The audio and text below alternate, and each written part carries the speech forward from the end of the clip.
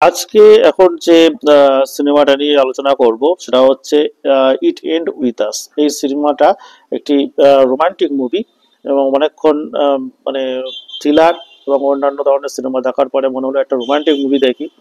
এই সিনেমাটার ডিরেক্টর এবং মুখ্য ভূমিকায় যিনি আছেন তিনি হচ্ছেন জাস্টিন বাল্ডনি। জাস্টিন বাল্ডনি একজন ভালো পরিচালক এবং অভিনেতাও বটে। এর সাথে যিনি আছেন তিনি হচ্ছেন ব্লেক লিভলি। ব্লেক লিভলি বর্তমানে হলিউডের অন্যতম একজন সুন্দরী নায়িকা, সেই কারণে একটা রোমান্টিক সিনেমার মধ্যে তার উপস্থিতি একটা দারুণ ভাব এনে দেয় এবং আপনাকে অবশ্যই দেখতে ভালো লাগবে।